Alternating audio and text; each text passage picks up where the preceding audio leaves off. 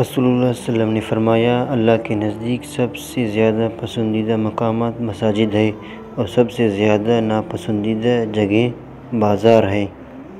رسول اللہ صلی اللہ علیہ وسلم نے فرمایا، میں اور قیامت اس طرح بھیجیں گے اور آپ اپنی انگشت، شہادت اور درمیانی انگلیوں کو ملا کر دکھاتے۔ رسول اللہ صلی اللہ علیہ وسلم نے فرمایا، اللہ سے نفع بخش علم مانگو اور فائدہ نہ دینے والے علم سے اللہ کی پناہ مانگو۔ رسول اللہ صلی اللہ علیہ وسلم نے فرمایا، ایسے اعمال کیا کرو جن کی تم طاقت رکھتے ہو، کیونکہ اللہ نہیں اکتا لیکن تم اکتا جاؤ گے۔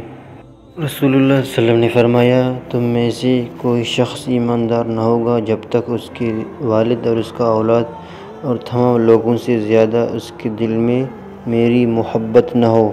صحیح حدیث بخاری۔ رسول اللہ صلی اللہ علیہ وسلم نے فرمایا، اللہ سے نفع بخش علم مانگو اور فائدہ نہ دینے والے علم سے اللہ کی پناہ مانگو۔ رسول اللہ صلی اللہ علیہ وسلم نے فرمایا، جو بندہ باوضو سوتا ہے پھر رات کو اس کی آنکھ کھلتی ہے تو وہ اللہ سے دنیا کے معاملات میں سے یا آخرت کے معاملات میں سے کسی چیز کا سوال کرتا ہے تو اللہ اسے وہ چیز دیتا ہے۔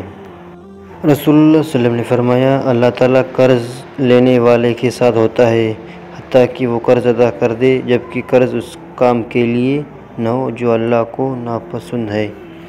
رسول اللہ صلی اللہ علیہ وسلم نے فرمایا، وہ قوم کبھی فلاح نہیں پا سکتی جس نے اپنا حکمران کسی عورت کو بنایا ہو۔ صحیح بخاری، حدیث نمبر 4425۔